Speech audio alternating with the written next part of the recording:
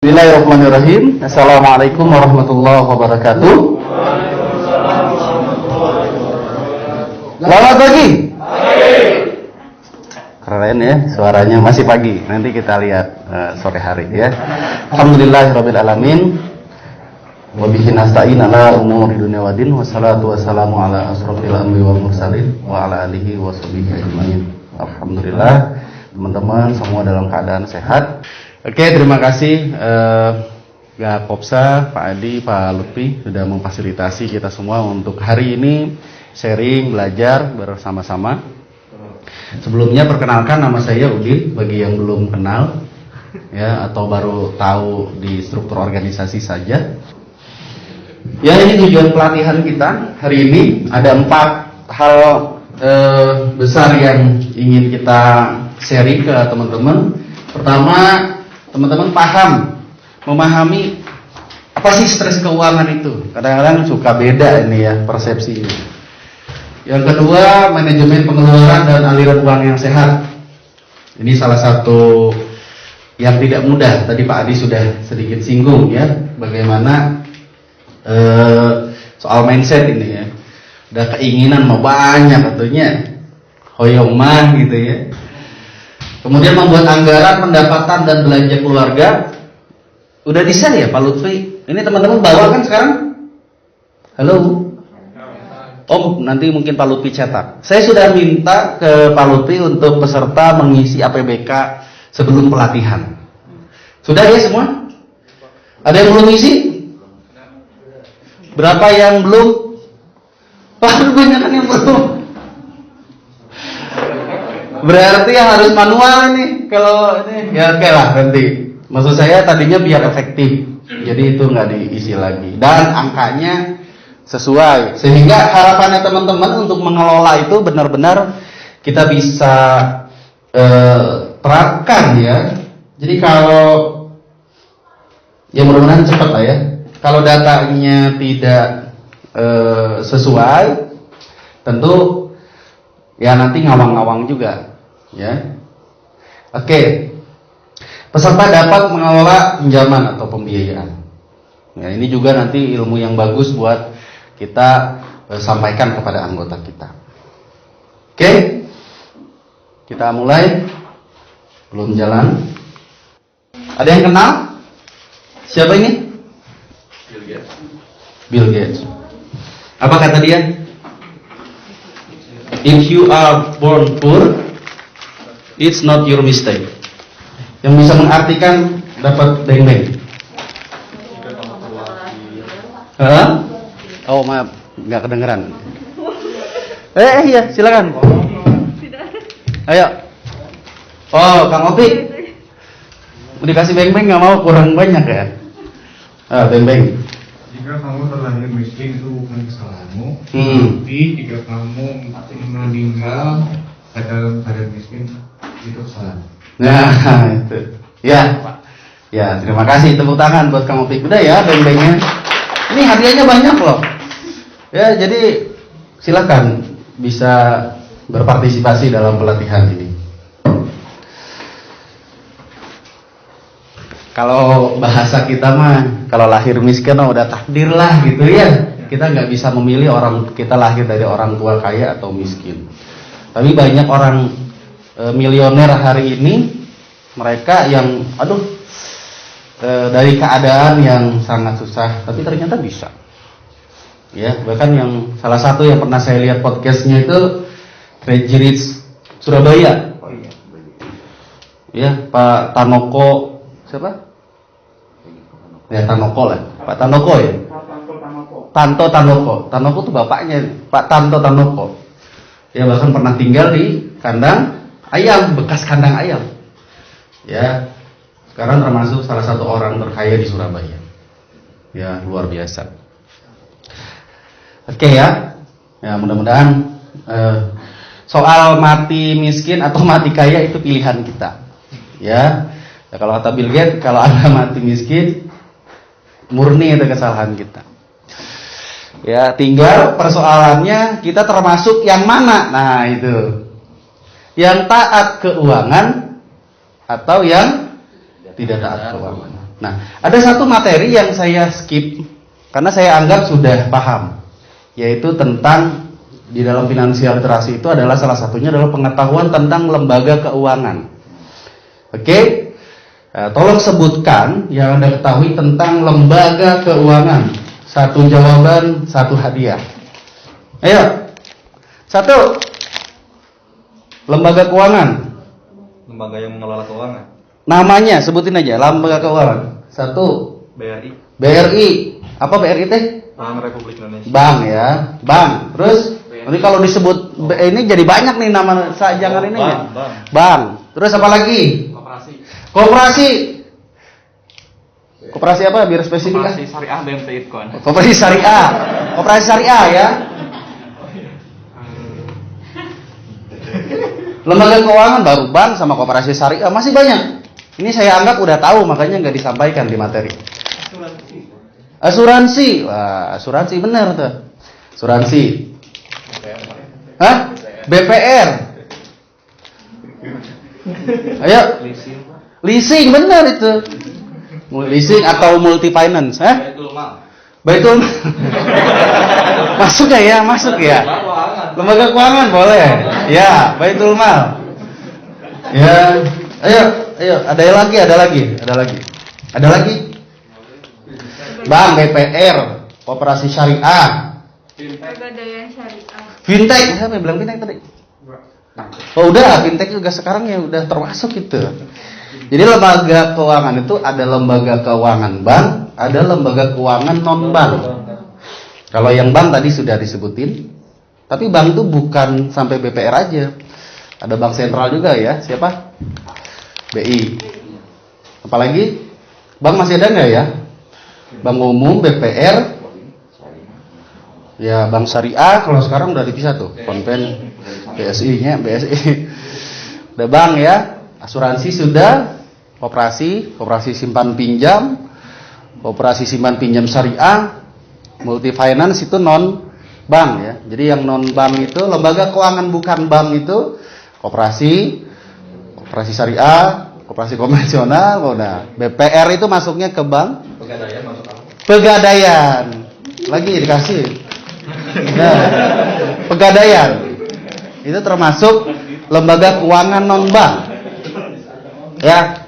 Ada yang ada yang mencari dana, ada yang butuh dana, namanya emiten dan investor. Di mana itu lembaganya? Ini mah hadiahnya rada gede lah. Masih baik. Bursa Efek Indonesia. Apa itu namanya? Bursa Efek Indonesia. Namanya apa? Pasar modal. Iya, Karjana. Cerdas. Langka. Benar emang langka. Pasar modal salah satunya. Ya. Sudah tahu semua ya? Fungsi-fungsinya ya? Fungsi-fungsinya. Asuransi butuh nggak kita? Butuh. Sudah berasuransi semua? Sudah. Apa itu? BPJS. Benar. Kasih lagi Karjana. Langka benar. BPJS. Itu juga asuransi. Ya langka benar. Ya bagus. Ya. Udah kan asuransi. Ada yang punya saham di pasar modal? Ada lagi langka lagi enggak? Oh, belum. Ada yang nggak punya tabungan di bank? Yang nggak punya tabungan di bank, nggak punya rekening? Oh masih ada. Punya rekening tapi nggak nabung. Punya rekening di bank? Punya BRI. Alhamdulillah. Berarti dapat subsidi kemarin. Oke ya. Lanjut. Terima kasih. Jadi stres keuangan. Jadi stres keuangan itu bukan soal tidak punya uang. Ya. Apa stres keuangan teh? Tidak bisa mengolah uang. Jadi masalah stres keuangan adalah soal tidak bisa mengelola uang. Besar kecil, jadi stres yang disebabkan oleh gara-gara banyak utang gitu artinya. Gara-gara keuangan. Setidaknya 3 yang harus kita kelola. Pendapatan, pengeluaran, utang. Dah saya mah karyawan pendapatan segitu-gitu aja. Bagaimana saya bisa menambah pendapatan saya, itu ya pertanyaannya. Itu bukan. Gimana kira-kira caranya menambah pendapatan kita yang sudah segini? Sampai 3 tahun ke depan nggak akan naik gaji nih misalnya. Ada nggak cara kita untuk meningkatkan pendapatan kita? Bisnis, investasi, sampingan. Usahanya di samping wae gitu. Sarung. Nah, usaha lu di samping teh. Jadi marbotnya. Bener ya? Usaha lu di samping berarti jadi marbot. Marbotnya sekarang mah tengah nggo samping ya, salah deh. Pengeluaran kedah dikelola. Dan keinginan mah banyak. Ya wishlist saya itu di Tokopedia banyak banget. Nggak tahu kapan belinya gitu ya. Padahal ya lewat aja. Gitu. Ada yang wishlistnya nggak dibeli-beli?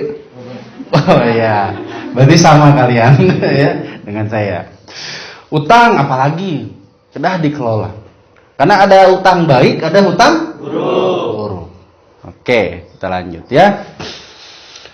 Kira-kira apa aja sih persoalannya kita nih ya sebagai karyawan? Ya, apa aja sih kira-kira yang paling banyak dialami oleh karyawan karena keterbatasan penghasilannya?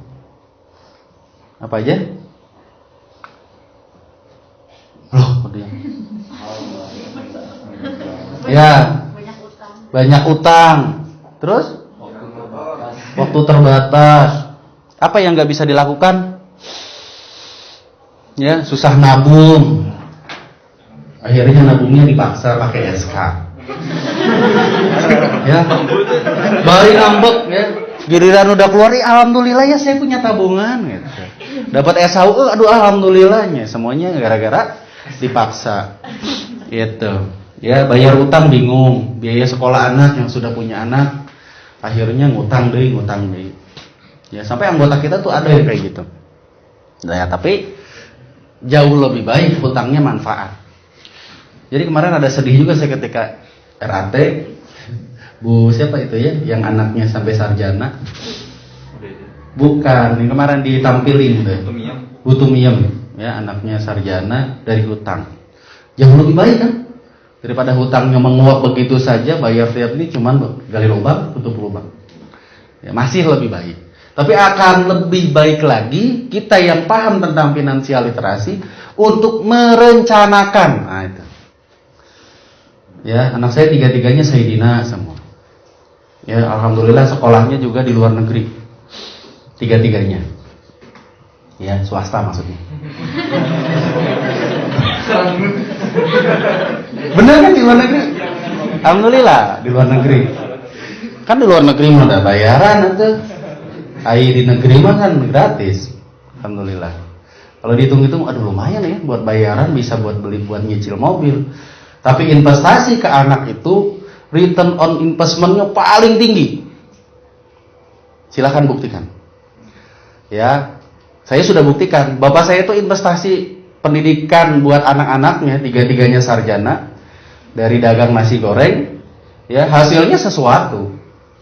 Ya, saya lebih sejahtera daripada orang tua saya. Kenapa? Itu investasi. Tengah riweuh kolot gitunya. Gitu. Nah, itu penting.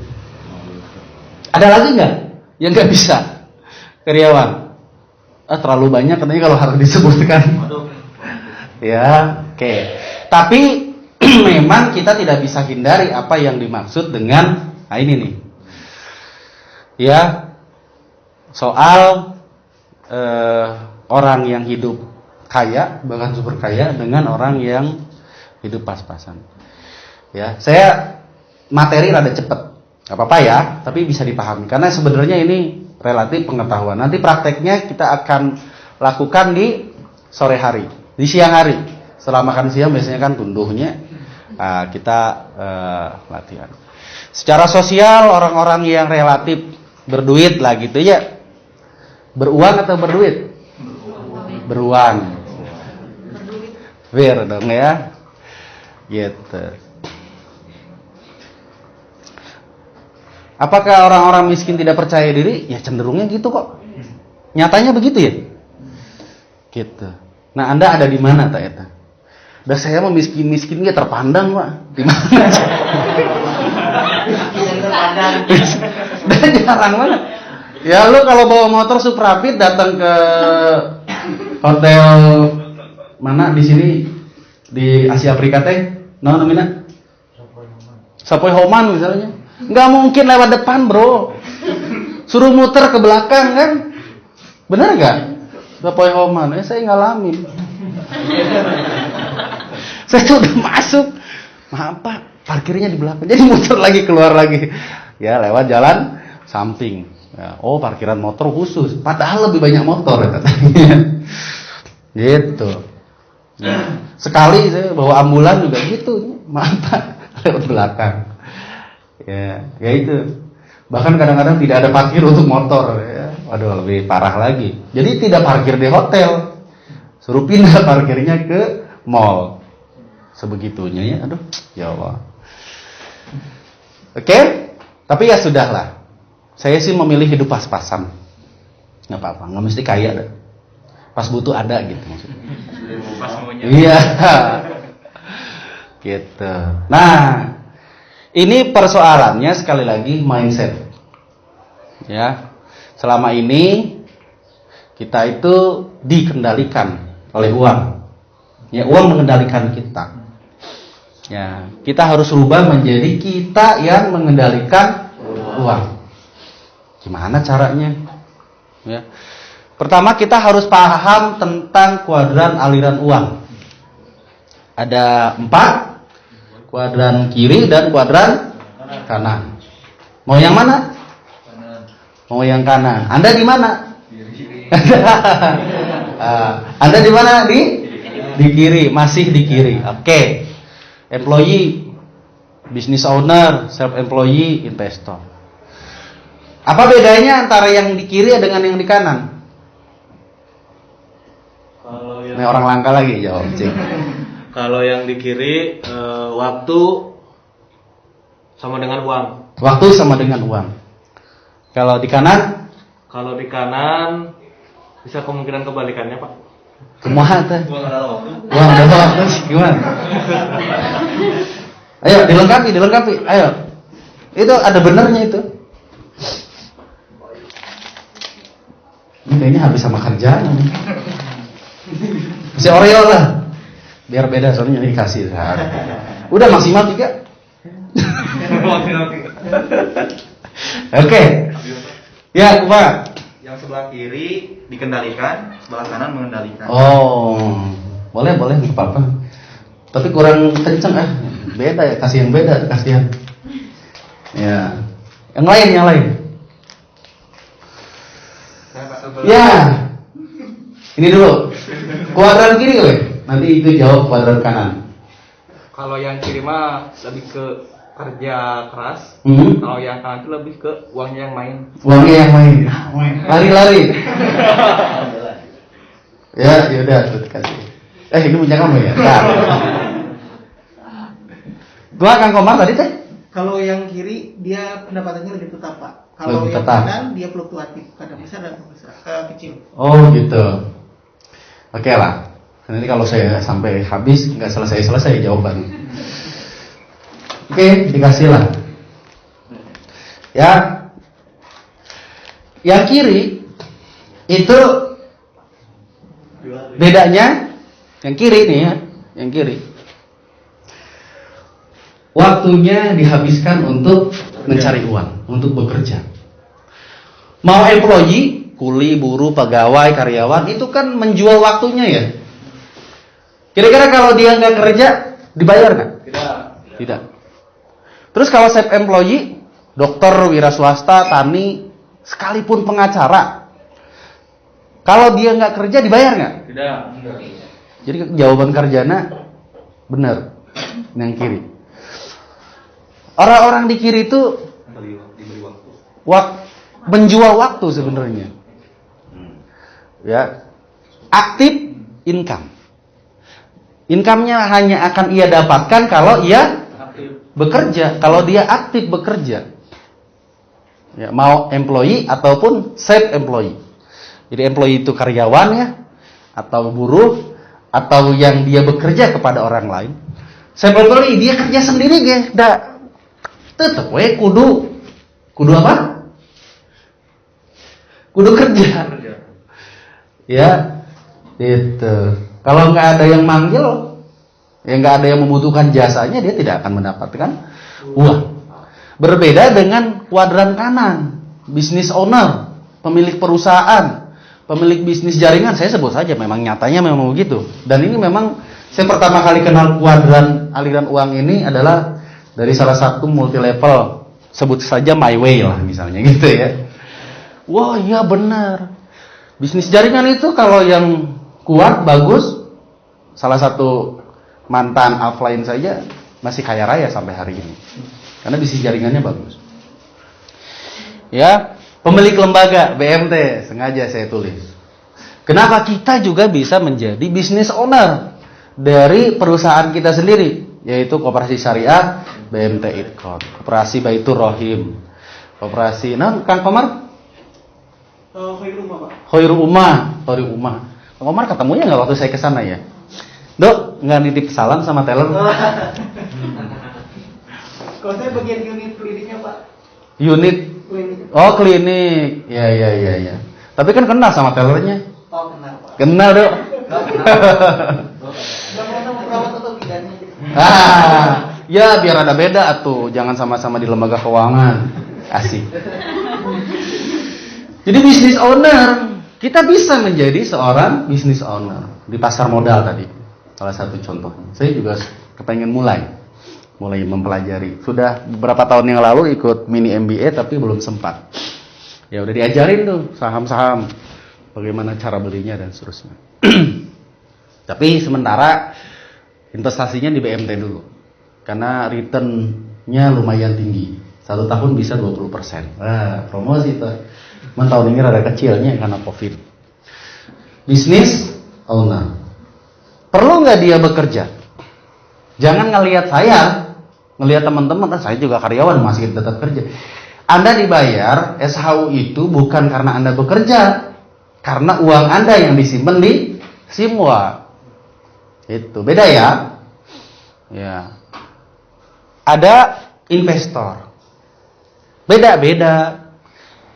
Ya, pemilik bisnis sama yang investor. Ya, pemegang saham ya, pemilik properti, pemilik tabungan. Jadi hanya menghitung investasinya saja. Ya, bukan kepemilikan. Nah, ini paling gampang. Investasi ya. Simpan aja di deposito. Simpan di Sijaka. Ya, itu investor saja. Dan investor ini perlu diingat, ini bagian dari salah satu yang mungkin kita bisa lakukan. Nah, ini yang disebut dengan pasif income. Pasif income. Ini aktif income. Kalau pasif income, Anda tidur pun pundi-pundi rekening Anda akan bertambah. Itu pasif income. Lah orang-orang karyawan seperti kita bisa nggak punya pasif income yang besar? Banget. Bisa banget. Hanya persoalannya mau nggak puasa hari ini untuk masa yang akan datang. Mohon maaf, ada karyawan beberapa, saya pokoknya kalau karyawan beli motor ya dengan cicilan tinggi, saya pasti nggak setuju. Pasti saya arahkan untuk santai bro. Ya belum waktunya panen gitu. Ya Tanto Tanoko itu kan makan ayam aja kata bapaknya, kita belum waktunya makan ayam. Makan tempe dulu. Kok bisa ya sampai sebegitunya? Kita harus siap puasa hari ini untuk masa depan. Ya, puasa dulu gitu. No pain, no gain. Pasti gitu kan? Ya. Tapi kenapa jadi berakit-rakit ke hulunya kalau di Indonesianya ya? Artinya ya, berakit-rakit ke hulu, berenang-renang ke tepian, berenang-renang ke tepian. Bersakit-sakit dahulu, bersenang-senang kemudian. Jadi masa bodoh lu bawa CBR nyicil 1.500.000, masih mending gue yang bawa bib Cicilan 700-nya dimasukin ke tabungan. Tabungan ini yang menggunakan skema, mohon maaf, bunga majemuk. Itulah yang membuat Warren Buffett hari ini kaya raya. Karena tahu konsep bunga majemuk. Compounding interest. Bunga berbunga ya, bahasa sederhananya. Bagi hasilnya dibagi hasilkan lagi. Itu. Tidak langsung ujuk-ujuk kita berinvestasi, simpan di deposito, setiap bulan kita ambil bagi hasilnya yang cuma 100.000. Nah, cuma 10 juta, pengen gede. Simpan lagi. Supaya apa? Si bagi hasil yang kita terima mendapatkan bagi hasil lagi di yang akan datang. Jadi kalau kita simpan 1 juta, ya dapat penghasilan 100.000, jadi 1 juta 100. Kalau 1.100.000 disimpan lagi, ya dengan bunga yang sama lah sederhananya, dengan penghasilan yang sama. Bulan depan jadi berapa? 1 juta, belum nggak 1.200.000 dong. Bagi hasilnya saja 100.000, 110.000. Kalau 10% tadi kan hitungnya 10%. Nambah jadi 1.210.000 dan seterusnya seperti bola salju. Itu yang disebut dengan bunga majemuk. Ya, dan kita terapkan di beberapa produk simpanan BMT Idcon. Salah satunya PES. Simbuat harus manual itu, kita simpan lagi di situ. Kalau Simpes kan otomatis setiap bulan dia akan masuk situ terus. Ya. Dana saya itu di Simpes itu sudah 50%-nya bagi hasilnya. Dari total dana yang ada, saldo saya itu 50% itu bagi hasilnya. Ya. Nah, saya mah belum. Ya, duluan saya. Investasi itu berkaitan dengan waktu. Nanti saya hitung. Ada yang usianya di bawah 25. Anda masih punya kesempatan untuk punya 1 miliar di ketika pensiun. Bisa banget. Ya, ya, nanti kita hitung. Ya, tenaga dan waktu sama dengan rupiah. Nah, jadi sistem dapat rupiah. Jadi ini passive income, yang ini active income. Ini siklus keuangan kita. Kira-kira ya, masa pendidikan, masa berkarir dan berkeluarga. Nah, persoalannya adalah kira-kira ikan pengeluaran mah naik terus ya. Udah tuanya sakit-sakitan dan seterusnya. Tapi pendapatan itu kan belum tentu. Ya, pasti turun nih, active income-nya kan. Sini pasti turun nih. Sudah mulai tidak produktif, apalagi pengusaha ya. Pengusaha mikro lah misalnya.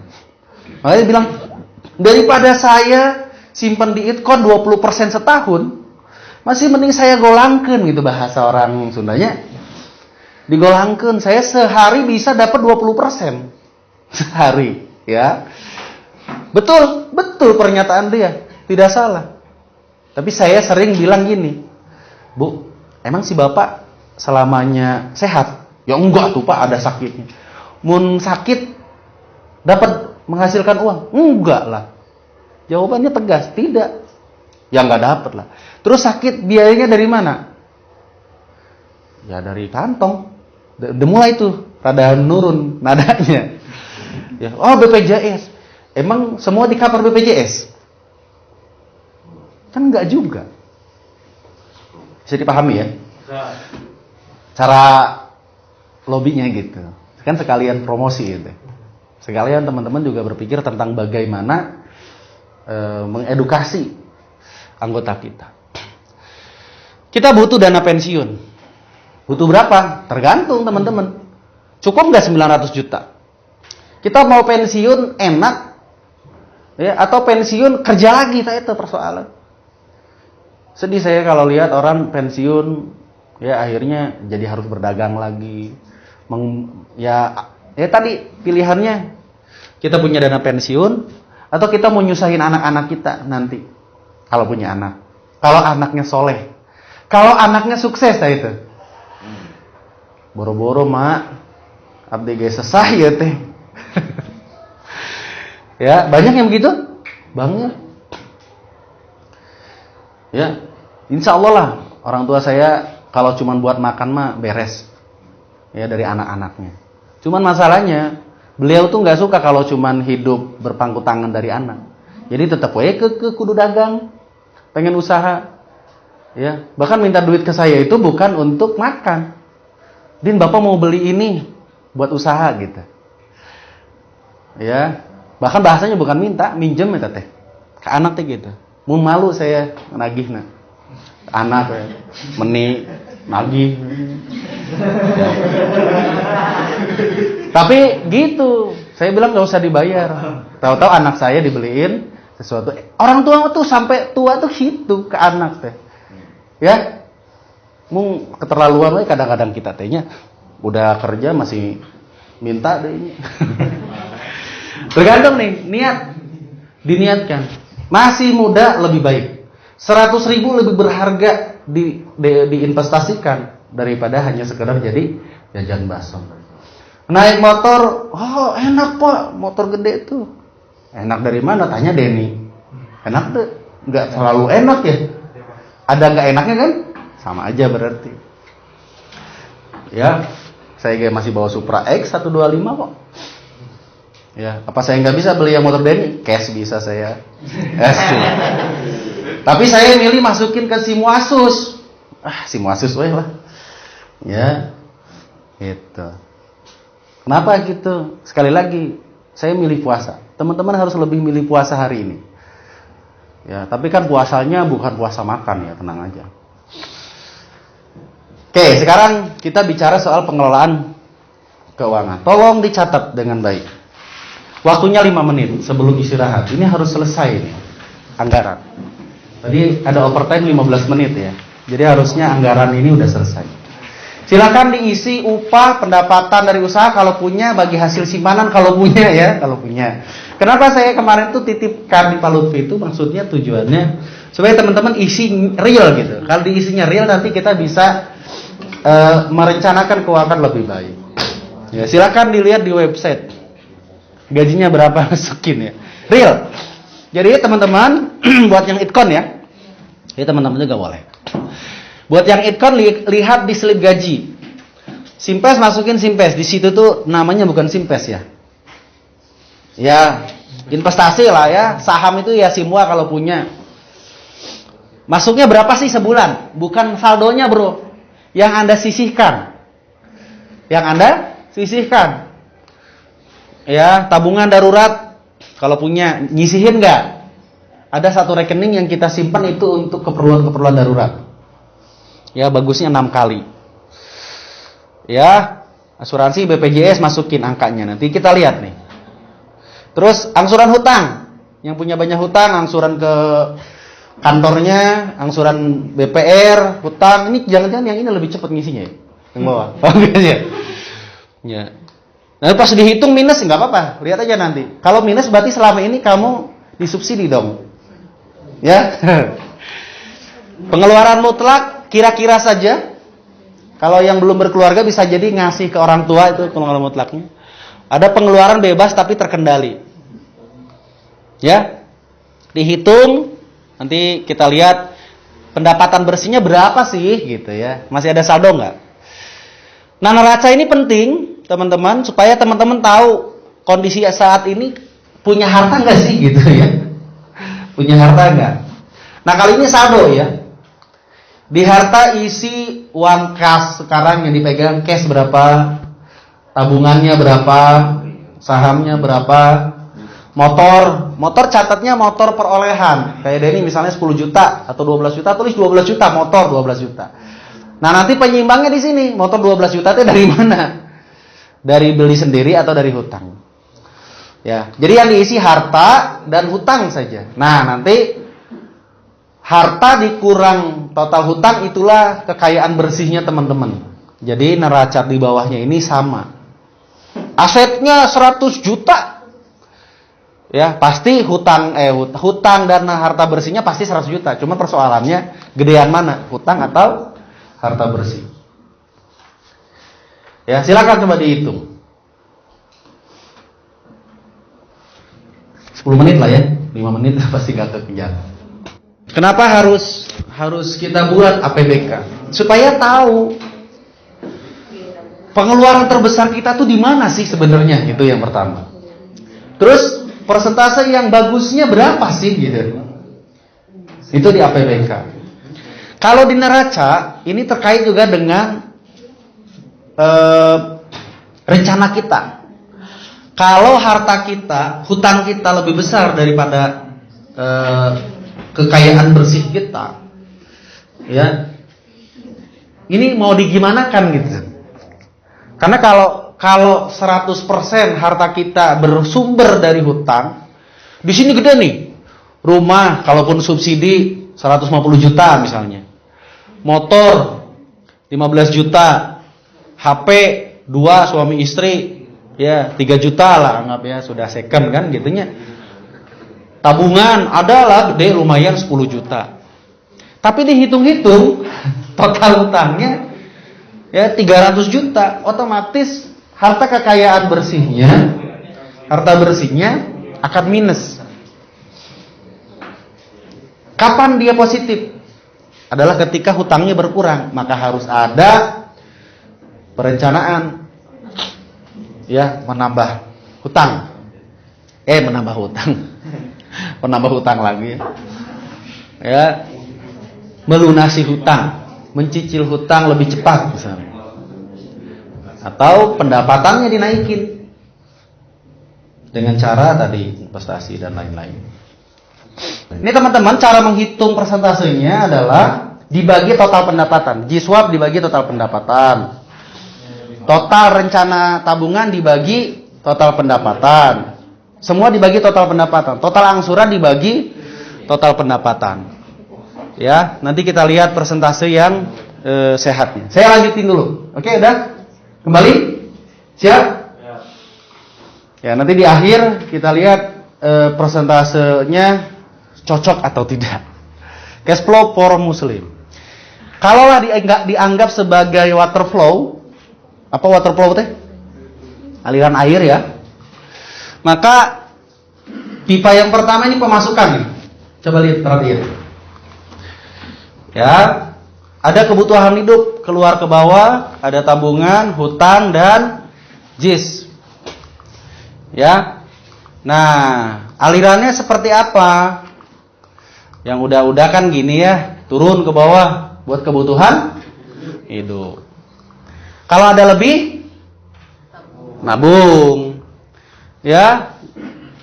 Kalau ada lebih lagi, bayar hutang gitunya. Baru JIS kalau penuh naik ke atas. Begitu nggak? Tidak. Cerdas ini. Ya, pastinya langka. Nah, yang mana sih yang harus kita dahulukan? Ini penting ya. Maka kita harus mendahulukan ke zakat, infak, sedekah dan wakaf lah ya. Untuk Allah dulu. Tapi sebelum itu pastikan ada saringan.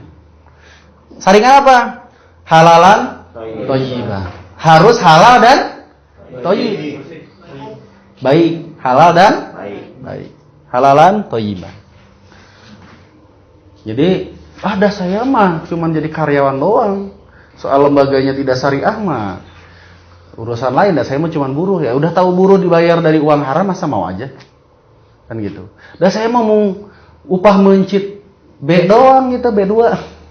Ya tetap. Ya, cari penghasilan halal, termasuk usaha di samping ya. Gitu. Kemudian kita berikan hak Allah dari uang yang kita terima. Bahkan kalau sudah wajib zakat, kan wajib zakat namanya. Jadi kalau orang berzakat itu ya biasa saja. Karena dia hanya memberikan haknya orang lain kok. Yang dititipkan melalui penghasilannya. Kemudian kita berikan kepada hak orang lain. Apa? Hutang. Siapa yang nggak punya hutang di sini? Alhamdulillah nggak ada yang ngaku. Ya. Ya. Hak sendiri untuk masa depan. Apa? Tabungan dan investasi. Ya, dan hak sekarang. Kenapa harus seperti itu? Ya, ada dalilnya, Bro. Ya, nah lihat. Hai sekalian manusia, makanlah yang halal lagi baik dari apa yang terdapat di bumi dan janganlah kamu mengikuti langkah-langkah syaitan. Karena sesungguhnya syaitan itu adalah musuh yang nyata bagimu. Al-Baqarah 168. Jadi halal dan baik. Ini nih 261. Sodako sampai 700 kali lipat tuh nu ieu. Perubahan nafkah dikeluarkan oleh orang-orang yang menafkahkan hartanya di jalan Allah adalah serupa dengan sebutir benih yang menumbuhkan 7 bulir. Benih menumbuhkan 7 bulir. Pada tiap bulir 100 biji. Ya, adalah melipat gandakan ganjaran bagi siapa yang dia kehendaki dan Allah Maha luas karunia-Nya bagi maha mengetahui. Ya. Jadi insya Allah ini juga bagian daripada cara kita untuk menambah pendapatan sodakoh teh. Yakin? Yakin. Insyaallah. Tapi dia pendapatan saya nggak nambah-nambah udah 2 tahun. Ya, tetap we sakit tuh. Yang perlu Anda tanya adalah selama 2 tahun pernah nggak sakit mengeluarkan uang yang banyak sampai harus menguras tabungan? Berarti nambah nggak rezekinya? Nah, anak-anak soleh pulang ke rumah disambut dengan baik, tidak disambit kan? Alhamdulillah. Itu kadang-kadang kita suka lupa rizki yang sesungguhnya. Kita tidak sakit saja sudah bagian dari rizki kan? Ya itu. Nah, nggak nambah secara materi, tapi nyatanya tabungan Anda bertambah 2 juta selama 2 tahun. Aduh kecil banget. Dah alhamdulillah. Mung teu mah malah minus kudu ngutang. Ya, ngutang entah. Aduh banyaklah kejadian-kejadian kartu kehidupan yang kita tidak pernah tahu. Ya, saya pernah punya teman mau nikah, ya niatnya bagus, nikah mau datengin orang tuanya si cewek. Sampai di perjalanan kecepatan 60 nggak kenceng-kenceng banget lah ya sebenarnya ya. Segitu mah 60 bilang pelan, padahal kenceng itu teh. Ya, nabrak. Ya, motor fiction ke alu-alunya kena. Ya, yang lebih parah adalah yang ditabraknya kakinya patah. Akhirnya keluar uang lumayan lah puluhan juta. Karena sudah kecelakaan lalu lintas dan kebetulan lagi ada razia. Jadi orang putar balik gitu. Ya tabrak. Kita nggak tahu. Ya, itu. Hak orang lain. Ini hadis nih. Ya. 5 ahli hadis bilang ya kecuali Tirmizi nih. Masuk mutafaqun alaih dong berarti ya. Udah 4-nya. Oh, kurang 1. Amr bin Sa'id Muhammad sallallahu alaihi wasallam, penundaan pembayaran utang oleh orang yang mampu. Itu sesuatu kezaliman yang menghalalkan kehormatan dan penyiksaannya. Ya. Boleh nggak kita ngomong ini ke anggota? Ya, boleh aja, tapi hati-hati. Yang terjadi ya kasusnya tuh Bu Eka sama Bu Widya tuh. Suaminya marah-marah. Ya, karena di grup kan ngasih tahu. Maksudnya kan juga tidak bermaksud ke yang bersangkutan langsung ya. Ya, tapi ternyata tersinggung gitu. Ya, saya juga mau bayar kok, tenang aja, nggak usah ngancam-ngancam gitu. Ya, salah dehnya. Gitu. Ya memang orang punya hutang tuh kadang-kadang temperamen. Allah akan memberikan rahmat kepada seorang yang berusaha dari yang baik, membelanjakan uang secara sederhana, ya, dan dapat menyisihkan kelebihannya untuk menjaga saat dia miskin dan membutuhkannya. Hadis Muslim nih, riwayat Muslim dan Ahmad. Ya, jadi kita sudah menjalankan sunnah dengan menyisihkan ya untuk masa depan. Nah, barulah untuk yang lain. Jadi membelanjakan itu tidak berlebihan, nggak kikir juga gitu. Ya penghasilan udah cukup, istri dikasihnya buat beli ikan asin terus gitu ya, nggak gitu-gitu juga gitu. Ya, gitu. Gitu Kang? Begitu nggak? Tidak. Oh. Biasa-biasa aja lah ya. Iya. Saking sayangnya dikasih kartu kredit, aduh bahaya ta. Bukan sayang eta teh, menjerumuskan kepada neraka jahanam. Ya, karena kartu kredit kan tidak berbunga, Pak. Kata siapa nggak ada bunganya? Dipakai aja nama. Ya, ada katanya hasanah, tapi nggak tahu nanti BSI munculin nggak ya hasanahnya. Jadi kita evaluasi cash flow kita. Silakan dibuka. Ya, ada hak Allah, hak orang lain, hak masa depan, hak masa kini. Ya, jadi anggarannya harusnya seperti ini. Ya, berapa persen sih yang bagus? Jiswab 5%. Nah ini ya 5%, pas ya. Karena dipotong sekali lagi. Wallahualam kalau sendiri. Boleh nggak lebih? Bagus dong. Ya, jiswab, zakat, infak, sedekah dan wakaf buat Allah. Ya, kalau pengurus nggak boleh kurang dari 10%. Jadi saya teh minimal 10%. Hak masa depan 10%, masuk nggak ini 10%? Kurang 2%, Kang, baru 8%.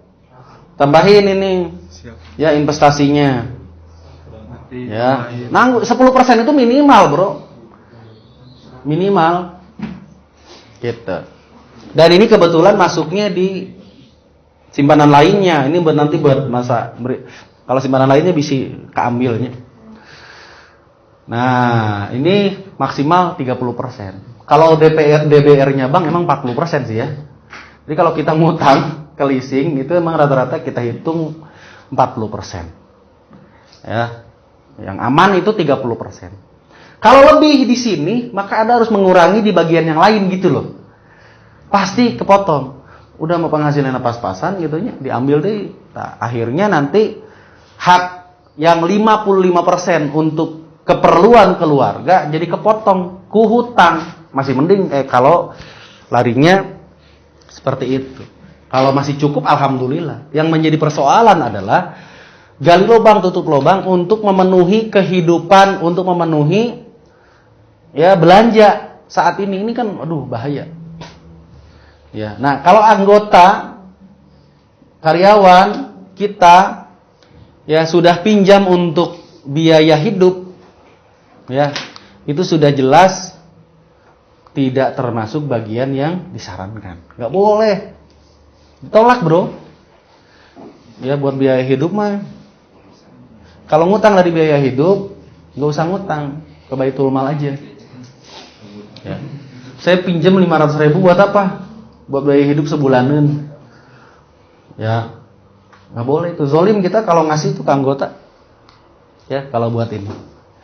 Oke, clear? Sudah? Berarti Kang Denny apa yang kurang? Total ininya 455, utangnya 10% nih. Ya, lebih 10%. Lebih 12%, 2% ke tabungan, 10% ke sini. Tapi kalau merasa di sini sudah cukup, ya alhamdulillah. Ya, jadi akhirnya ada hak kita di dapur yang harus dikurangin ke hutang. Ya, ke hutang. Gitu. Jadi alirannya yang sehat tuh begini. Ya. Ada yang sudah begini? Sik, coba dihitung. Kalau ada dapat 2. Ya, beng-beng dan sari gandum. Coba dihitung. Ada nggak yang seperti ini? Ayo. Hah? Belum? Ada yang hutangnya di bawah 40%? Angsurannya? Alhamdulillah ada. 20%? Wah, keren. Hutangnya 20%. Tapi tabungannya cuma 5% ini. Hebat. 5%. Tabungan 5% deh. Kurang nabungnya berarti. Tambahin. Jiswabnya berapa ini? 3,3. 3,3. Aduh, masih kurang. Hak Allah mah. Tambahin. Jangan malu-malu. Kita malu ke Allah kalau masih kecil di situ. Ya. Jadi makannya kebanyakan gitu. 48. Oh iya benar. Makannya kebanyakan. Pantesan ya, cocok ya. Neng Indun? Belum 5% ya. Silakan dievaluasi. Oke, selanjutnya saya mau lihat neraca. Salah satu yang sudah. Ada yang neracanya positif? Simpanan wajib enggak kebuka di termometer. Oh, kebuka harusnya. Ini tuh hutang, total hutang. Bukan angsurannya. Total hutang ini teh, bukan angsuran. Ya, total hutang. Kang positif kan? Belum, Pak. Wah, positif ya mah kalau utangnya cuma segini ya, ini udah kelihatan lah 100 juta berarti. Positif, alhamdulillah. Ya. Punya harta positif alhamdulillah. Nah. Ini positif nih harusnya nih. Ini lebih besar nih. Bagus nih. Ya, kalau yang masih negatif harta bersihnya, maka kita harus mulai membuat perencanaan. Ya, nambahin pendapatan atau kurangi hutang. Ya, karena kan ini berkaitan dengan hutang kalau di neraca. Ya. Mana Pak Lutfi? Kayaknya udah waktunya, karena materi saya juga udah selesai untuk sesi pertama.